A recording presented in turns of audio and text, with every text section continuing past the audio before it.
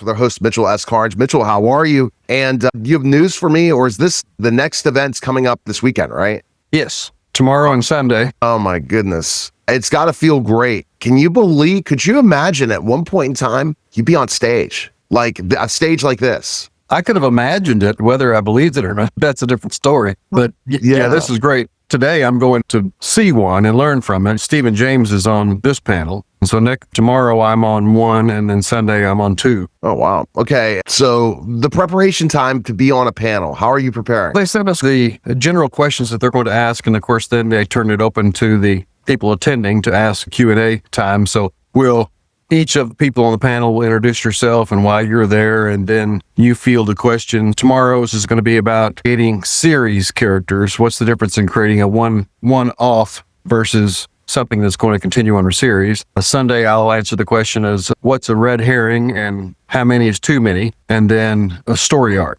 creating the story arc. So those are the three that I was invited to help with. Wonderful. That's gotta be exciting in so many ways. And then to see what a panel discussions, did they share what a panel discussion will feel like? I watched some, and I'm going today to watch some others, but I've got to kind of balance that awe of who's around me on that panel. Don't think of that. Just focus on what I have to offer and what I've learned. There was a young Stephen King that was sitting on a panel that literally the other people were more successful than, and now look where Stephen King is. Yeah. Or you look at the guy who wrote the Dexter books, that literally he was sitting at a Miami book fair being interviewed by me before Dexter took off. So go figure. So this is the kind of stuff you never know where you're going to be. So my recommendation is for you to go take a deep breath and tell stories. People love stories. And if you can roll off that you're comfortable, just like you are on the podcast now, you'll be able to tell that story, and that's going to lead to people picking up your book. Then the table will be filled with questions because you have something different when it comes to murder mystery. It's Christian. Right. And I think I'm the only one on the panel that writes Christian mysteries. So thinking about your audience, how I present to that is huge. Because, and you know what also we're noticing, we're starting to get more and more people subscribing to your email list. That must be from, how's the blog tour going? How's what? Blog tour is going fantastic. I'm getting great reviews. They're using words like riveting and driving and compelling. So it's the podcast, the people that run that podcast tour have been really complimenting me on the feedback I'm getting and how well they're tying into the character and not just summarizing the blog tours are amazing. That's something that that has worked. But again, it goes back to your brand. You're seeing a different story arc with you being a published author. That's the power of getting published. Because you know what? Yes, you're going to not keep as much money, but ultimately, if you sell 1 million books, it's not going to matter if you only get $1 a piece or X or 50 cents. It's going to be fine. Yeah. Exactly. So you're building that. You're seeing this is going to be a thing where you're going to have to write 20 books the way you're getting your audience. And 20, 40, yeah, I'll keep going. That's the thing. Mitchell, I don't know how old you are. I'm 52, and I plan on just running. I've got you by a deck. Okay. But I'm going to keep running because the key thing, Mitchell, you have to explain is when you find something that's passionate for you, it doesn't feel like you worked a day in your life. Mm-hmm. You probably never thought on a Saturday and Sunday you'd be excited to work. And I just turned in the final revisions on book 3, and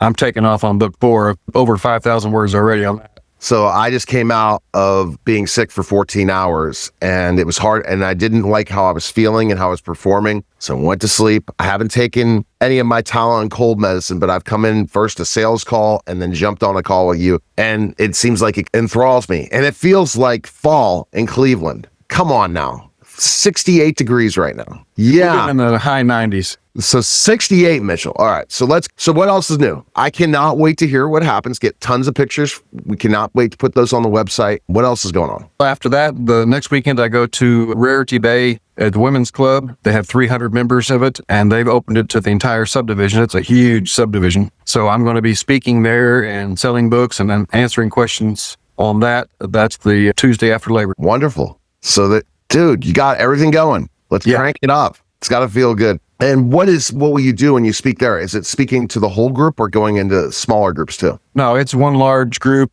I'm going to be talking about the series, how how I came up with the idea, how that's developing, what's next with that, and then answer any questions that they have. Okay. And is the tour end, or you have more events? Oh, I've got a Pumpkin Fest here in Franklin, and so that's a big event. And the bookstore that I did the signing with, Landmark Bookstore, they asked me to come back to be there for Pumpkin Fest and sell my books. So that was fun. So I got a call back. Hey, so then you go back and then book 3, then book 4. And I'm sure that your publisher explains when you have 2 books and then people are buying 1 book, they mostly buy a second book. So it really changes the way book sales look, right? It does. Then I've got Shepherd Pie, a podcast that I've been invited to. It's a Christian podcast. And then 2 more events after that. So if I get something locked up for November, I'll have something all the way through the year until the next book comes out. And then you have the same places to go back to. Yes.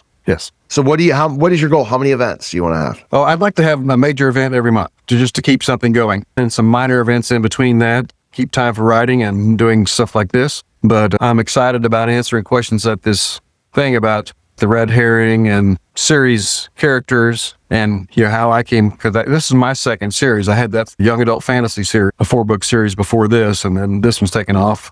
And I've got another one that I'm planning when I get time, a middle grade Tracy Twins mysteries. So Mitchell, ask everyone in a different state you've not traveled to comment, come to this state.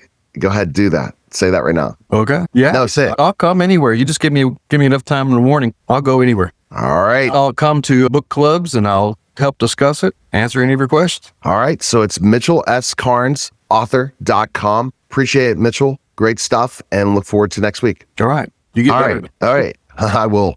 You're listening and watching this special simulcast of the Neil Haley Show and the Mitchell S. Karnes Podcast, guys. Take care.